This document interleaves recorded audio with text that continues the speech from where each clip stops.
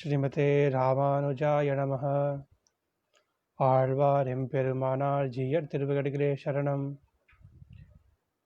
श्रीशैलेशदयापात्रं धीभक्त्यादिगुणार्णवं यतीन्द्रप्रवरं वन्दे रम्यजामातरं मुनिं। लक्ष्मीनाथसमारम्भां नाथयामुनमध्यमाम् अस्मदाचार्यपर्यन्तां वन्दे गुरुपरम्पराम्। यो नित्यमच्युतपदाम्बुजयुग्मरुक्म व्यामोहतस्तदितराणि तृणाय मेने अस्मद्गुरोर्भगवतोऽस्मदयैकसिन्धोः रामानुजस्य चरणौ शरणं प्रपद्ये। मातापिता युवतनस्तनया विभूति सर्वं यदेव नियमेन मदन्वयानाम्। आद्यस्य नः कुलपतेः वकुलाभिरामं श्रीमन्त्वदङ्घ्रियुगलं प्रणमामि मूर्धना। भूतं सरश्च महदाहय भट्टनाथ श्रीभक्तिसारकुलशेखर योगिवाहन भक्तान्द्रेणुपरकालयतीन्द्रमिश्रान् श्रीमत्पराङ्कुशमुनिं शरणं प्रपद्ये। माता रामो मत्पिता रामचन्द्रः स्वामी रामो मत्सखा रामचन्द्रः सर्वस्वं मे रामचन्द्रो दयालुः नान्यं जाने नैव जाने न जाने। यस्य प्रसादकलया बधिरः शृणोति पंगुं प्रधावति जवेन च भक्तिमूकः अंधः प्रपश्यति सुतं लभते च बन्ध्यां तं देवमेव शरणं गतोऽस्मि। बर्हापीडं नटवरवपुः कर्णयोः कर्णिकारं बिभ्रद्भासां कनपकपिशं वैजयन्तीं च मालां रन्ध्रान् वेणुरसुधया पूरयन् गोपवृन्देः वृन्दारण्यं स्वपदरमणं प्रविशद्गतकीर्तिः। यत्र यत्र रघुनाथकीर्तनं तत्र तत्कृतमस्तकाञ्जलिं भास्प्रवारि परिपूर्णलोचनं मारुतिं वन्दे राक्षसान्तकं। कूजन्तं राम रामेति मधुरं मधुराक्षरम् आरुह्य कविता शाखां वन्दे वाल्मीकिकोकिलम्। वेद्य वेद्ये परे पुंसि जाते दशरथात्मजे वेदः प्राचेत सादासीत् साक्षात् रामायणात्मना। पितामहस्यापि पितामहाय प्राचेतसा दासितफलप्रदाय श्रीभाष्यकारोत्तमदेशिकाय श्रीशैलपूर्णाय नमो नमस्तात्। श्रीकाञ्ची सौम्योपयन्त्रियमिराट् कारुण्यसम्पादितः श्रीमद्द्राविडवेदभाष्य विलसत्ख्यानामृतास्वादनं वाच्य श्रीमदनन्तदेशिककृपा सम्प्राप्तभाष्यामृतं वन्दे वादिभयङ्करार्यकुलजं हस्त्यधृनाथं गुरुं। श्रीमते रामानुजाय नमः। अपूर्व रामायण के इस भाग में आप सभी का स्वागत है। भगवत प्रेम रसायन सभी रसिक भक्तों का स्वागत है। इस ग्रंथ में हम भगवान के अनंत जो दिव्य कल्याण गुण हैं वाल्मीकि रामायण में, उन कल्याण गुणों का अनुभव कर रहे हैं। कौन्स्मिन् सांप्रदम लोके गुणवान, गुणवान कौन है? सौशील्य गुण किसमें है? वो है भगवान राम में। कह वीर्यवान, वीर्य गुण किसमें है? भगवान से रामचंद्र में। वीर्य शौर्य पराक्रम। कौन्स्मिन् सांप्रदम लोके गुणवान कश्च वीर्यवान। धर्मज्ञः कह, कह धर्मज्ञ, धर्मज्ञ कौन है? धर्म का आचरण करने वाला कौन है? धर्म क्या है, अधर्म क्या है, इसका ज्ञाता कौन है? ये तीसरा प्रश्न था वाल्मीकि का नारद महर्षि से, जिसके उत्तर में हम ये जानेंगे कि धर्मज्ञ भगवान श्री रामचंद्र ही धर्मज्ञ हैं। इस प्रश्न के उत्तर में हमारे प्रतिवादी भयंकर अनंगाचार्य स्वामी इसकी व्याख्या करते हैं और इसका हम अध्ययन करेंगे। अब तक हम भगवान का सौशील्य गुण का और वाल्मीकि रामायण भगवान के वीर्य गुण की चर्चा कर चुके हैं। वास्तव में हमारे शास्त्र सभी एक दूसरे से बिल्कुल जुड़े हुए हैं। यहाँ तक हमारे पूर्वाचार्य कहते हैं ग्रंथस्य ग्रंथांतरे टीका, एक ग्रंथ की दूसरे ग्रंथ में टीका मिलती है। जैसे कि हमारे श्री भगवत गीता में बलरामानुज यानी बलराम के अनुज श्री कृष्ण चंद्र कहते हैं, सुख दुखे समीकृत्वा लाभा लाभौ जया जयौ। सुख और दुख में संभाव रहना है। तो क्या सुख और दुख में संभाव रहना संभव है? क्या ऐसा कोई उदाहरण है? तो इसके लिए वाल्मीकि रामायण में जाते हैं। भगवान राम का चरित्र कैसा है? सुख दुखे समीकृत्वा लाभा लाभौ जया जयौ। वाल्मीकि रामायण में हमारे भगवान श्री राम कहते हैं, सकृतेव प्रपन्नाय तवास्मि याचिते अभयम सर्वभूतेभ्यो दधामीति व्रतम मम। कोई एक बार भी आकर यह कह देता कि मैं आपका हूँ, इस प्रकार के शरणागति कोई करता है तो मैं उसे अभय दान देता हूँ। लेकिन वास्तव में इस शरणागति का स्वरूप क्या है, ये शरणागति क्या है, कैसे करना है? इसके लिए भगवत गीता में जाइए। सर्वधर्मान परित्यज्य मामेकम शरणं व्रज अहम त्वा सर्वपापेभ्यो मोक्षयिष्यामि मा शुचः। लेकिन यहाँ भी वास्तव में शरणागति क्या है, विस्तृत वर्णन कैसे मिलेगा शरणागति का? तो इसके लिए हमें पांचरात्र आगम के ग्रंथों में जाना पड़ेगा, जहाँ शरणागति के तत्व का निरूपण किया गया है। अहिर्बुधनी संहिता, लक्ष्मी तंत्र, सात्वत संहिता, ईश्वर संहिता इत्यादि पांचरात्र की संहिताओं में। इसलिए ग्रंथस्य ग्रंथांतरे टीका और भगवत गीता में कहते हैं, सततम कीर्तयन्तो माम, हमेशा मेरे कीर्तन करो। तो कीर्तन क्या करें? तो फिर महाभारत का विष्णु सहस्त्र नाम, विष्णु सहस्त्र नाम अगर पढ़ने में अक्षम है तो फिर क्या करें? तो फिर पद्म पुराण में आइए। पद्म पुराण में कहते हैं, श्री राम राम रामेति रमे रामे मनोरमे सहस्त्र नाम तत्तुल्यम राम नाम वरानने। कोई एक बार भी अगर भक्त श्री राम का नाम प्रेम से लेता है तो विष्णु सहस्त्र नाम पढ़ने के बराबर फल मिलता है। ये भगवान राम के नाम का महत्व है। फिर ब्रह्मांड पुराण में कहा गया है, कोई एक बार भी भगवान कृष्ण का नाम ले ले प्रेम से तो विष्णु सहस्त्र नाम के बराबर है। तो इस प्रकार एक ग्रंथ हमारे दूसरे ग्रंथ से इस प्रकार जुड़े हैं। भागवत पुराण भगवत गीता से, भगवत गीता और भागवत पुराण वाल्मीकि रामायण से, ये सभी ग्रंथ इस प्रकार जुड़े हैं क्योंकि इसका कारण है कि वेद ही हमारे सनातन संस्कृति में, हमारे सनातन धर्म में वेद ही सर्वोच्च प्रमाण है। वेद ही सर्वोच्च हैं। और इतिहास पुराणाभ्याम वेदम समुपब्रह्मयेत। इतिहास और पुराण के सहायता से ही हम वेदों का अर्थ जान सकते हैं। वेद डरे होते हैं कि कोई इतिहास पुराण का अर्थ नहीं जानता तो मेरा गलत अर्थ निकलेगा।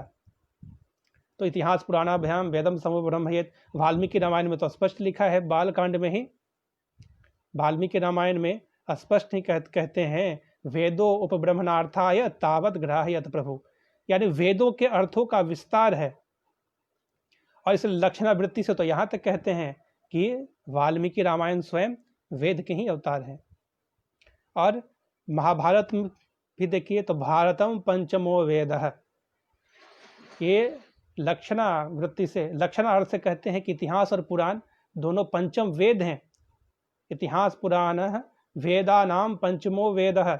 बृहदारण्यक, छांदोग्य आदि की श्रुति में यह प्राप्त होता है मंत्र, क्योंकि वेद के अर्थों का विस्तार करते हैं तो यह भी वेद ही है। लाक्षणिक अर्थ से अगर देखा जाए तो भगवत गीता में भी कहते हैं कि जो चारों वेद हैं वो गाय के समान हैं, और हमारे भगवान कृष्ण हैं वो एक ग्वाले हैं। और भगवान कृष्ण ने अर्जुन को बछड़ा बनाकर वेद रूपी गाय को जो दूहा और उससे जो दुग्ध प्राप्त हुआ वो है भगवत गीता। तो भगवत गीता भी वेदों के ही अर्थ हैं। और श्रीमद् भागवत पुराण में आइए तो निगम कल्प तरोर गलितम फलम सुखमुखा द्रव्योत संयुतम। निगम, निगम यानी कि वेद, निगम कल्प तरोर, निगम यानी वेद के जो वृक्ष हैं उनका गला हुआ फल, यानी उनका जो अर्थ बताता है वो है भागवत पुराण। तो समस्त हमारे जितने शास्त्र हैं वो वेदों के अर्थ की ही व्याख्या करते हैं।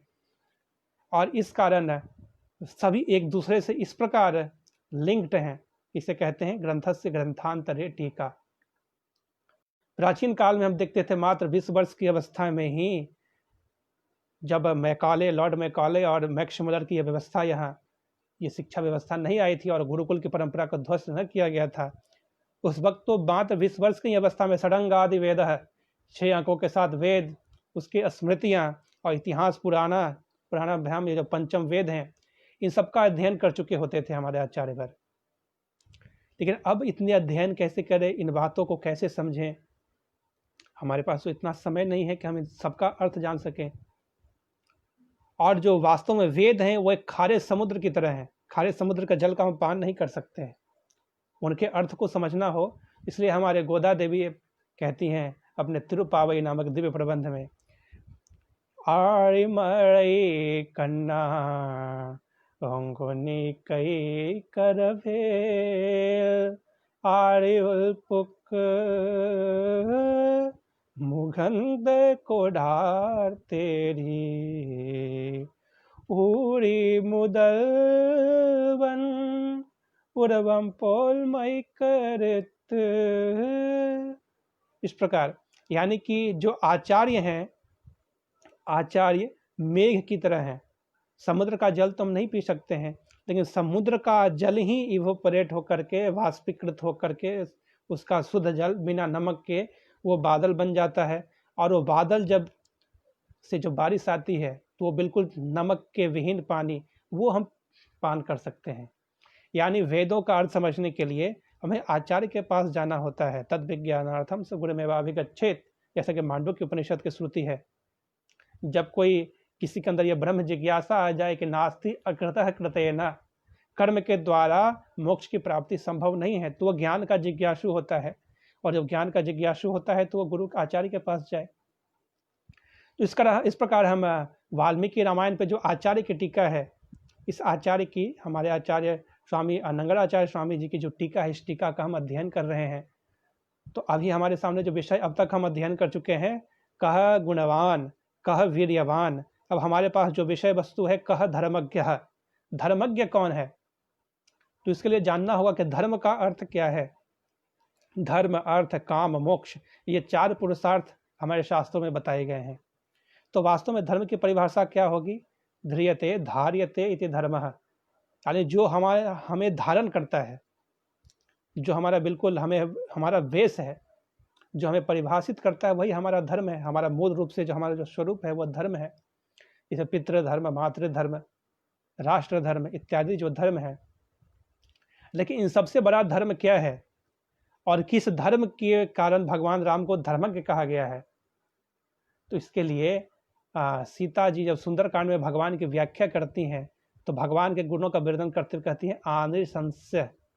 भगवान में जो सबसे बड़ा गुण है वो है करुणा, अनुकंपा, अनुक्रोश, यानी कि मर्सी। भगवान का जो करुणा गुण है वही भगवान का धर्म है। और वास्तव में हर मनुष्य का जो सबसे बड़ा धर्म है वो धर्म है करुणा। करुणा से बड़ा कोई धर्म नहीं हो सकता। सबसे बड़ा धर्म हमारे जो शास्त्र बताते हैं कि जो दीन दुखिया हैं, भूखे को रोटी देना, प्यासे को पानी देना, और जो दीन दुखिया का मन बहलाने के लिए मीठी वाणी बोलकर उसका दिल बहलाना, ये सबसे बड़ा धर्म है। और जैसे कि हमने पिछले भाग में एक कविता का भी जिक्र किया था, भगवान राम के लिए जो बालकांड में श्लोक आता है, भगवान राम के राज तिलक के बारे में वशिष्ठ दशरथ राजा दशरथ अपने समस्त मंत्रियों से चर्चा करते हैं। सारे मंत्री कहते हैं कि हम तो आपके राज्य से बिल्कुल संतुष्ट हैं, लेकिन हम राम को राजा देखते हुए इसलिए चाहते हैं क्योंकि हमें राम से इतना प्रेम करते हैं। इस प्रेम का कारण क्या है? व्यसनेषु मनुष्याणां भृंशं भवति दुःखितः उत्सवेषु च सर्वेषु पितेव परितुष्यति। यानी कि उत्सवे तो सर्वेषु, जब किसी के घर में उत्सव होता है तो भगवान परितुष्यति, भगवान भी प्रसन्न होते हैं। और किसी के घर में अगर कुछ बुरा होता है, किसी के घर में किसी का पुत्र बीमार हुआ, तो उसके पिता से पहले चिंतित होने से पहले सबसे पहले जो चिंतित होते हैं वह है भगवान राम। प्रजा से इनका ऐसा संबंध था कि व्यसनेषु मनुष्याणां भृंशं भवति दुःखितः।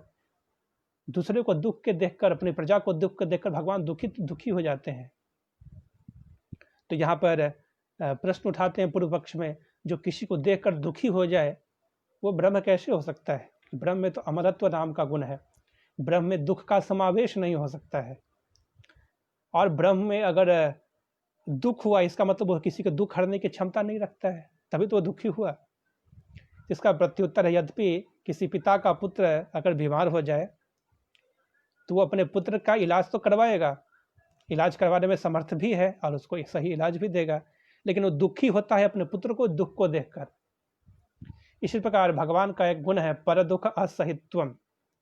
पर दुख असहित्वम, भगवान दूसरे को दुख को सहन नहीं कर पाते हैं, और इस दुख को सहन न कर पाने के कारण ही भगवान विभिन्न रूपों में हमारे बीच आते हैं। राम कृष्ण नरसिंह आदि रूपों में हमारे बीच आते हैं। बिल्कुल हमारे जैसा शरीर, हमारे जैसा आँख, हमारे जैसा मुंह, ऐसा हमारे जैसा आकार लेकर हमारे बीच आते हैं।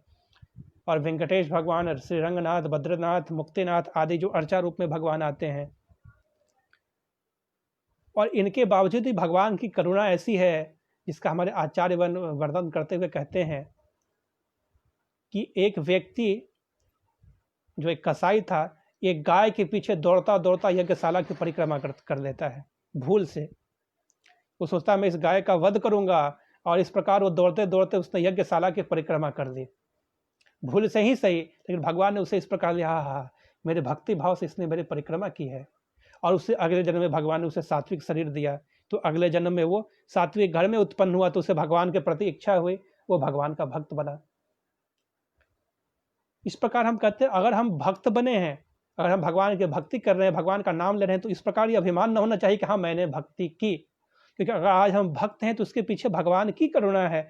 भगवान के अनंत जन्मों से भगवान का जो परिश्रम है वो परिश्रम फलीभूत हुआ और हम भक्त बने हैं, हम प्रपन्न शरणागत बने हैं।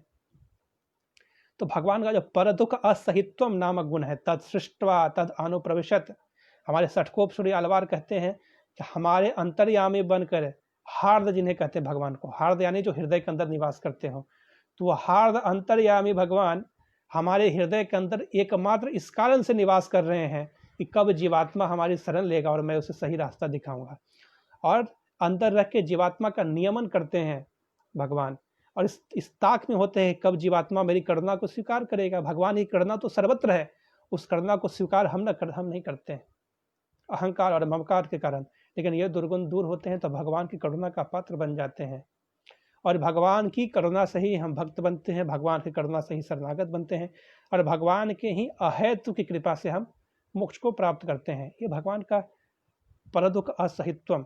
और फिर सिर्फ भगवान ही क्यों, भगवती की करुणा तो भगवान से भी बढ़कर है, क्योंकि भगवती माता हैं।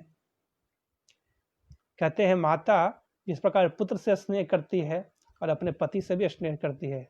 उदाहरण के लिए यशोदा मैया, यशोदा मैया के एक तरफ नंद बाबा होते हैं और दूसरे तरफ बालकृष्ण, तो नंद बाबा के प्रति उनका वल्लभत्वम है, पतिव्रत वल्लभ के प्रति जो प्रेम है, और कृष्ण के प्रति उनका वात्सल्य है। तो एक तरफ उन्होंने नंद बाबा के प्रति प्रेम है और दूसरे तरफ कृष्ण के प्रति प्रेम है। तो इस प्रकार लक्ष्मी आदर्श पुरस्कार है। पुरस्कार कहने का अर्थ मेडिएटर, जीवात्मा के पापों को सुधार कर जो भगवान के पास लाता है वह है महालक्ष्मी। तो इस पर महालक्ष्मी की करुणा तो भगवान से भी बढ़कर है। वाल्मीकि रामायण में हनुमान कहते हैं माता अब तो रावण की हत्या हो चुकी है, रावण का वध हो चुका है, इन राक्षसियों ने आपको इतना दुख दिया है, आप मुझे आज्ञा दीजिए मैं इन सब राक्षसियों का संहार करूंगा, क्योंकि राक्षसियों ने आपको दुख दिया है। तो सीता ने उनकी रक्षा की। भगवान सीता जी कहती हैं पापा नाम शुभा नाम वा, ये जो प्रसिद्ध श्लोक है कि हे हनुमान गलती किससे नहीं होती है, इशारा है गलती तो तुमसे भी हुई है हनुमान, बचपन में जब ऋषियों को तुम परेशान किया करते थे, और उन सभी राक्षसियों की भगवान रक्षा की, जबकि उन्होंने शरणागति की भी नहीं थी, फिर भी सीता जी ने, माता सीता ने उन सब राक्षसियों की सुरक्षा की। और यहाँ विभीषण तो अपने समस्त बंधु बांधवों को त्याग करके सर्वलोक शरण्याय राघवाय महात्मने, इस प्रकार कहते हैं भगवान राम की शरणागति करते हैं। लेकिन भगवान ने यहाँ सुग्रीव आदि वानरों को बैठा करके जामवंत के साथ मंत्रणा कर रहे हैं इसकी शरणागति स्वीकार करे या न करे, लेकिन सीता जी ने तो मंत्रणा भी नहीं की, बिना शरणागति के ही रक्षा प्रदान किया। इस प्रकार अनेक उदाहरण से देखेंगे भगवती की करुणा। तो जो करुणा नामक गुण है, इस करुणा के कारण हमारे लक्ष्मी नारायण को कह धर्मज्ञ, धर्मज्ञ कौन है, तो इक्ष्वाको वंश प्रभु रामो नाम जनः श्रुतः। इक्ष्वाको वंश से उत्पन्न भगवान रामचंद्र हैं, जो शरणागत वत्सल हैं, जो करुणा काकुस्त हैं, जिनमें पर दुख असहित्वम नामक गुण है, वो हमारे भगवान रामचंद्र ही एकमात्र धर्मज्ञ हैं। ये जो 16 गुण है एकमात्र भगवान श्री रामचंद्र में ही पाए जाते हैं। धर्मज्ञ, कृतज्ञ, सत्यवाक्य दृढ़ व्रतः इत्यादि जो 16 गुणों की चर्चा है वाल्मीकि रामायण में, ऐसा कौन है? तो नारद महर्षि कहते हैं एकमात्र श्री राम, क्योंकि श्री राम वेद वेद्य भगवान है, वेद्य वेद्य ब्रह्म है। और हमारी लक्ष्मी दिव्या कारुण्य रूपया, लक्ष्मी आशः ऋषिकेशः दिव्या कारुण्य रूपया रक्षकः सर्व सिद्धांते वेदांते विचर कियते। इस प्रकार हमारे भगवती भी भगवान की करुणा गुण, साक्षात भगवान की लक्ष्मी भगवान की करुणा गुण ही है। भगवान की करुणा गुण साक्षात हमारे भगवती लक्ष्मी है। इस प्रकार भगवान के इस धर्मज्ञ गुण का हम विस्तृत रूप से चर्चा करेंगे अगले भाग में, जो कि कल सुबह 10:45 पे हम आपके सामने इसका अगला भाग लेकर के आएंगे। कह धर्मज्ञ, धर्म के शब्द का विश्लेषण करते हुए भगवान राम की जो विभिन्न लीलाएं हैं, उन लीलाओं में उनका धर्मज्ञ गुण कैसे प्रकट हुआ है। ऐसा काकासुर नाम का जयंत जो इंद्र का पुत्र था, माता के वक्षस्थल पर प्रहार किया और भगवान लक्ष्मी नारायण भगवान सीताराम ने उसे अभय दान दे दिया। रावण को कई बार भगवान ने अभय दान दिया। इत्यादि जो भगवान के क्षमा गुण है। द्रौपदी ने भगवान की शरणागति की, द्रौपदी की भगवान ने किस प्रकार रक्षा की। उसके बाद भगवान अंत समय तक इस धरती से इस अपनी लीला को समाप्त करने से पहले तक उद्धव से ये कहते हैं कि मैंने द्रौपदी की रक्षा समुचित प्रकार से नहीं कर पाया। इतने जो भगवान का करुणा है, भगवान का जो परदुख असहिष्णुम गुण है, इसके चर्चा करेंगे। इसके बाद कह कृतज्ञ, कृतज्ञ कौन है? कह सत्यवाक्य, सत्यवादी कौन है? दृढ़ व्रत कौन है? इत्यादि गुणों की चर्चा हम इस अपूर्व रामायण के में करेंगे। तच्छंयोरावृणीमहे गातुं यज्ञाय, गातुं यज्ञपतये देवीं स्वस्तिरस्तु नः ऊर्ध्वं जिगातु भेषजं शं नो अस्तु धिपदे शं चतुष्पदे। हरिः ओम, हरिः ओम। शं नो देवीरभिष्टय आपो भवन्तु प्रीतये संयोरभिस्रवन्तु नः। हरिः ओम। श्रीमते रामानुजाय नमः। आழ்வார் பெருமானார் ஜீயர் திருவடிகளே शरणं। श्रीमते रंगदेशिकाय नमः। श्रीराम शरणं समस्तजगतां रामं विना का गतिं रामेण प्रतिहन्यते कलिबलं रामाय कार्यं नमः। रामात्रस्यति कालभीमभुजगो रामस्य सर्वं वशे रामे भक्तिरखण्डिता भवतु मे रामत्वमेवाश्रये। जय जय सीताराम।